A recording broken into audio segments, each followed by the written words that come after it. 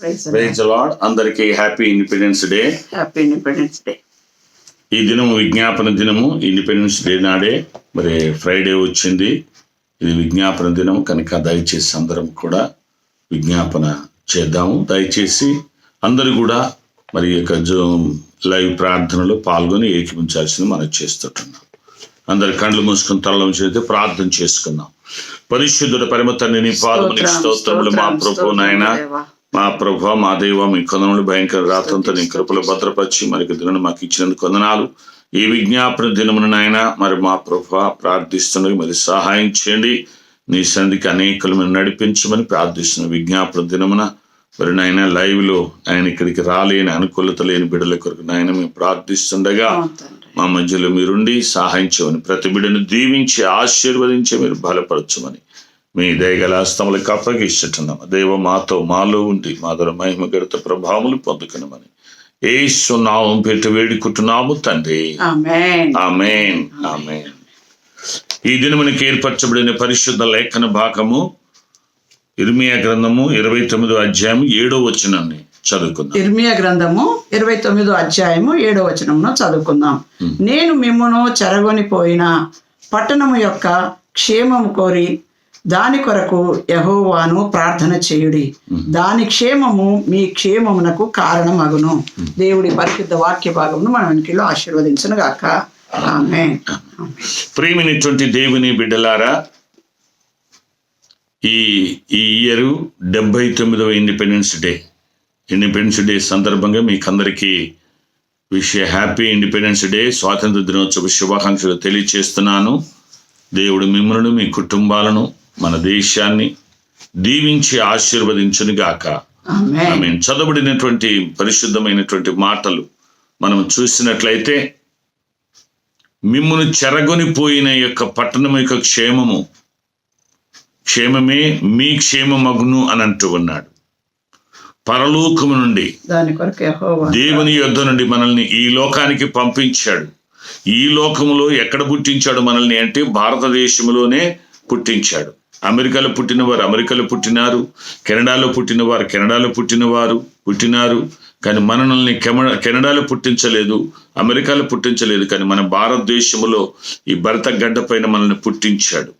కాబట్టి ఈ భరత దేశం యొక్క క్షేమమే మన క్షేమమునకు కారణము అగును అని. కాబట్టి అందుకే ఈ దేశ క్షేమము కొరకు మనం ప్రార్థన చేయాల. ఎంతో మంది మరి మన జాతి నేతలు, పెద్దలు, పితరులు ఎంతో మంది ప్రాణాలు పెట్టారు. బ్రిటిష్ వారి నుండి మన దేశం విడుదల పొందుట కొరకై మరి మన దేశ మనకు స్వాతంత్రం రావాలని ఎంతో మంది ప్రాణాలు త్యాగం చేశారు. మరి ఎంతో కష్టపడ్డారు. ఏదున్నా దేవుని కృప. దేవుడు మన భారతదేశానికి స్వాతంత్రం రావడానికి ఎంత చేసినా ప్రయోజనం లేకుండా పోయింది. మన దేశ నేతలు, మన పెద్దలు ఎంతో మంది, తాతలు ముత్తాతలు ఎంతో మంది ఈ దేశ స్వాతంత్ర సంగ్రామములో పాల్గొన్నారు. కానీ విజయాన్ని పొందుకోలేకపోయారు. ఎందుకంటే సూర్యుడు అస్తమించని బ్రిటిష్ సామ్రాజ్యము మరతుపాకులు, పిరంగులు, ఇంకా రకరకాలైనటువంటి మరి యుద్ధ సామగ్రితోటి వారు ఉంటున్నప్పుడు వారి మీద పోరాడడానికి చాలా కష్టతరం. అల్లూరి సీతారామరాజు గారు బాణములు వేసేవారు. అల్లూరి సీతారామరాజు గారు కానీ, మన్య ప్రజలు కానీ, ఆటవిక ప్రాంతములు ఉన్న ప్రజలు కానీ, అల్లూరి సీతారామరాజు గారితో ఏకీభవించిన బిడ్డలు కానీ ఎంతో మంది వేసేవారు. కానీ ఆ బాణములను ఎలా తీసుకునేవారంటే ఒక కాలుకు ముళ్ళిరితే ముళ్ళును తీసుకునేవారు. అటువంటి గూడాల పైన బ్రిటిష్ యుద్ధ సైనికులు ఫిరంగులు వేస్తే గూడెం వెళ్ళిపోయేది. కానీ అటువంటిది కాకుండా 1885వ సంవత్సరంలో ఏవో హ్యూమ్ అనేటువంటి ఒక మరి ఇంగ్లీషు అతనే, మీరు ఇలా కాదు పోరాడేది, ఒక పార్టీని పెట్టండి అని 1885లో జాతీయ కాంగ్రెస్ అనేటువంటి ఒక కాంగ్రెస్ని ఏర్పాటు చేసి, దీని తరపున అందరూ మీరు పోరాడండి అని ఒక జాతీయ కాంగ్రెస్, ఒక పార్టీని, ఒక యూనిటీని ఏర్పాటు చేసుకొని దాని పక్షంగా అనేక ఉద్యమాలు వచ్చాయి. వందే మాతర ఉద్యమం అని వచ్చేది. చివరికి మరి మహాత్మా గాంధీ గారు అహింసా సిద్ధాంతం, వీరితోటి పోరాడితే ప్రయోజనం లేదని. సుభాష్ చంద్రబోస్ గారు జర్మనీలో, జపాన్లో మరి ఆజాద్ హిందూ ఫౌజ్ అనేటువంటి ఒక సైన్యాన్ని చేయాలనుకున్నాడు. కానీ సూర్యుడు అస్తమించని బ్రిటిష్ సామ్రాజ్యం కింద మనమంతా మరి సైనికులంతా, ప్రజలంతా మరణిస్తారని చెప్పి గాంధీ గారు ఏం చేశాడంటే అహింసా సిద్ధాంతాన్ని, అహింసా సిద్ధాంతం ఎక్కడ ఉన్నది అని అంటే బైబిల్లోనే ఉంది. బైబిల్కు మహాత్మా గాంధీ గారికి కొండ మీది ప్రబోధం చాలా నచ్చింది. కొండ మీది ప్రసంగం 5 అధ్యాయం నుంచి దాదాపు 7 అధ్యాయం వరకు కొండ మీది ప్రబోధం. అందుకే ఆ మత్తయి సువార్త 5 అధ్యాయంలో ఒక మాట ఉంది, సాత్వికులు ధన్యులు వారు భూలోకమును స్వతంత్రించుకుందరు. మీరు సాత్వికముతోనే పోరాడితే మీకు స్వాతంత్రం వస్తుందని గాంధీ గారి యొక్క ఫ్రెండ్, ఆయన బారిస్టర్ చదవడానికి మరి లండన్కు వెళ్ళారు. ఆ లండన్లో నిజంగా ఒక క్రైస్తవ స్నేహితుడు ఉండి, మిస్టర్ గాంధీ సాత్వికంగా పోరాడండి, వారితోటి మీరు యుద్ధములో మరి నెగ్గలేరు, వారికి మరతుపాకులు ఎన్నెన్నో ఉన్నాయి, కాబట్టి మీరు మత్తయి సువార్త 5 అధ్యాయం చదవమంటే అక్కడ సాత్వికులు ధన్యులు వారి భూలోకమును స్వతంత్రించుకొందరు.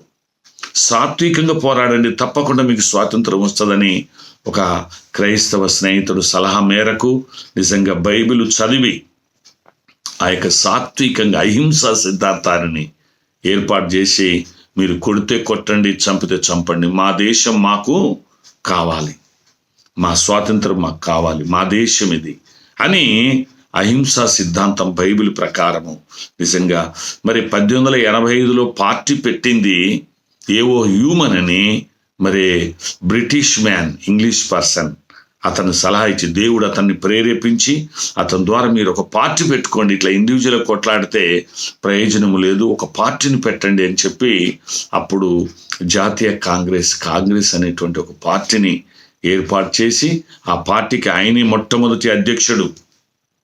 ఈ కాంగ్రెస్ అనేటువంటి పార్టీకి మొట్టమొదటి అధ్యక్షుడు ఏవో హ్యూమ్, ఇంగ్లీష్ అతనే ఉండి దాన్ని నడిపించి దాని ప్రణాళిక, అంటే అతడు తెల్లవాడైనప్పటికీ మరి అతనిలో దేవుడు, పరిశుద్ధాత్మ దేవుడు కార్యం చేశాడు. పార్టీ పెట్టుకోవాలని, మన దేశ స్వాతంత్ర్యం కొరకు అతడు కూడా ఒక పార్టీని పెట్టి పార్టీకి మొట్టమొదటి అధ్యక్షుడిగా ఉండి మన యొక్క ప్రజలను ఎంతగానో మరి చేసినట్లుగా మనం ప్రోత్సహించినట్టు చేస్తున్నాం. ఆ తర్వాత మరి ఎందరో, అల్లూరి సీతారామరాజు గారు కానీ, ఇంకా ఝాన్సీ లక్ష్మి, ఇంకా కొంతమంది, ఎంతో మంది వీరులు, అమరవీరులు ఎంతో పోరాటం చేశారు, ప్రాణాలు కోల్పోయారు. కొత్తగా పెళ్ళైన వాళ్ళు సహితము వందే మాతర ఉద్యమంలో పాల్గొంటే వారిని తీసుకుపోయి జైల్లో వేశారు. అప్పటికి మరి ఆ సహోదరి తల్లి మరి 3 నెలల గర్భవతి అని జైల్లోనే ప్రెగ్నెంట్, జైల్లోనే గర్భమును మోసి జైల్లోనే డెలివరీ అయినటువంటి తల్లులు ఎందరో ఉన్నారు. అలాగున్న దేశ క్షేమం కొరకు, దేశ స్వాతంత్ర్యం కొరకు, దేశం కొరకు ఎంతో పోరాడినటువంటి తల్లులు, తండ్రులు ఎందరో ఉన్నారు.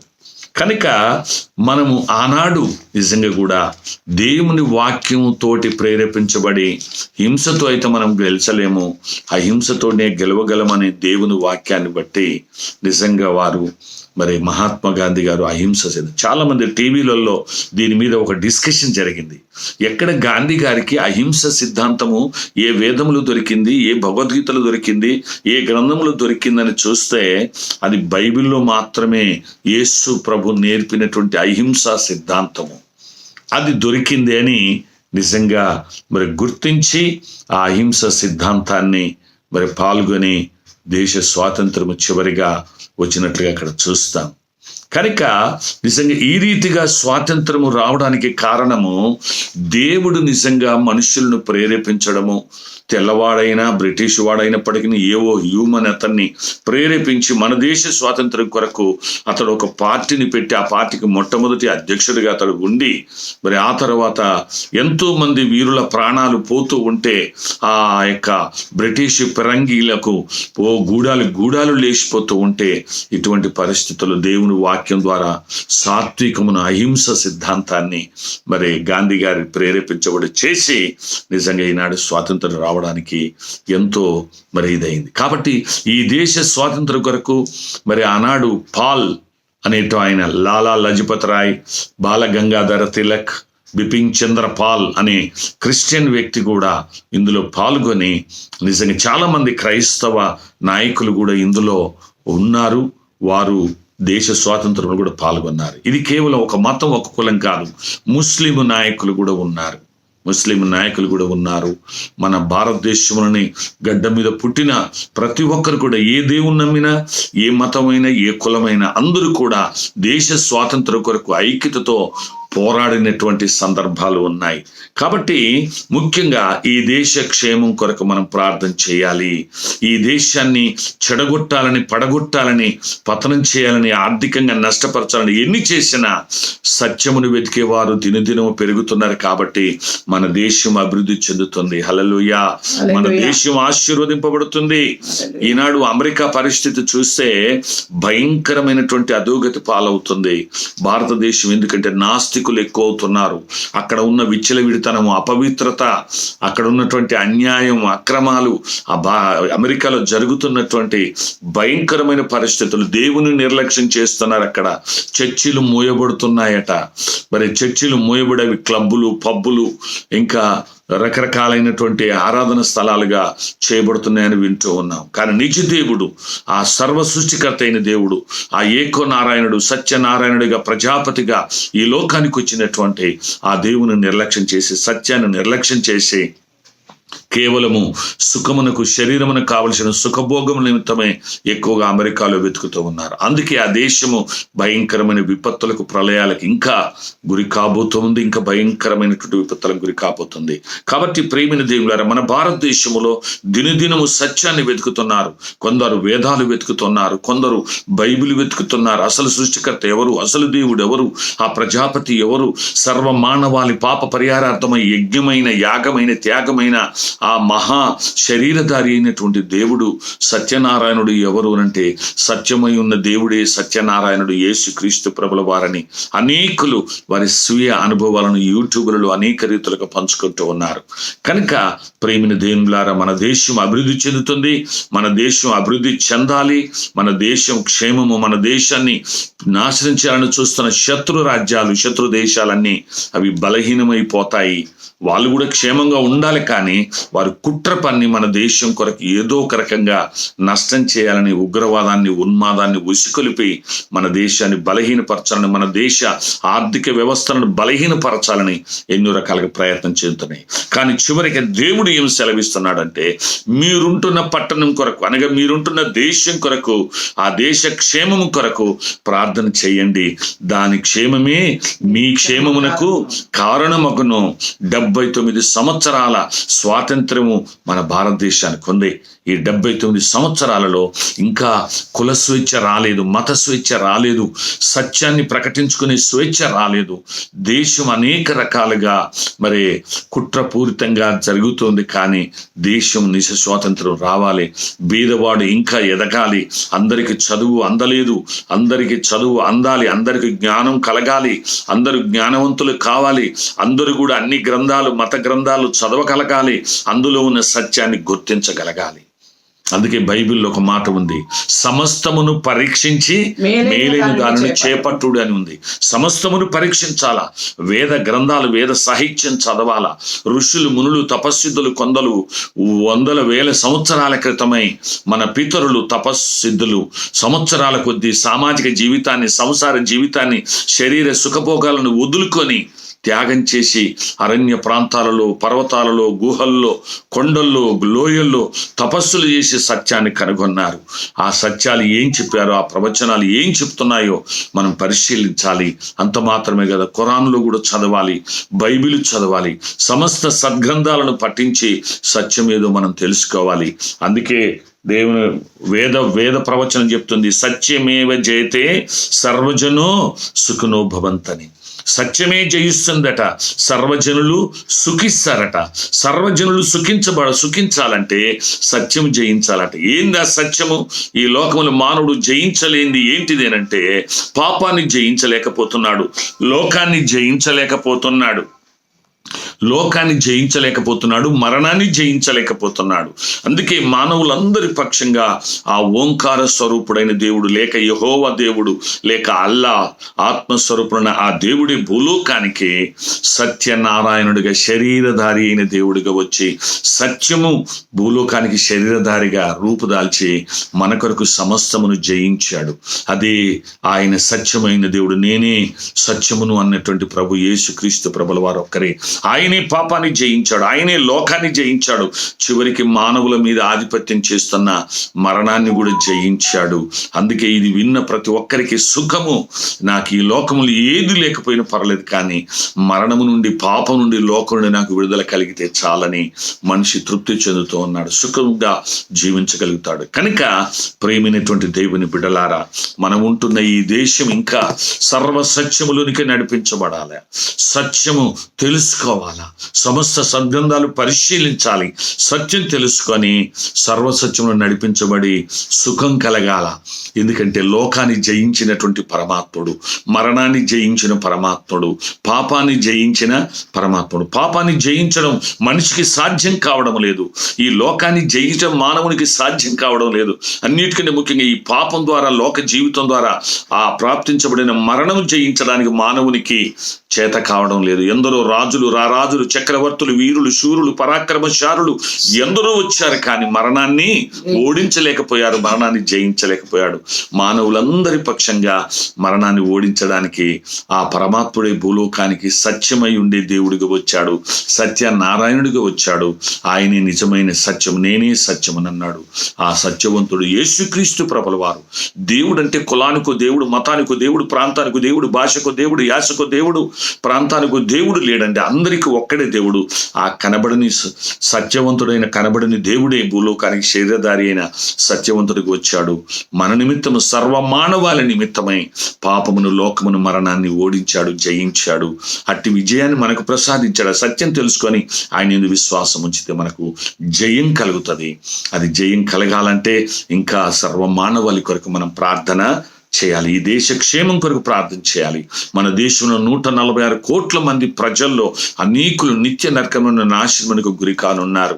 ఒకవేళ శారీరకంగా స్వాతంత్రం వచ్చింది 79 సంవత్సరాలైనా ఆత్మీయ స్వాతంత్రము లేదు, మానసిక స్వాతంత్ర్యము లేదు. మనిషి ఇంకా నలిగిపోతున్నాడు.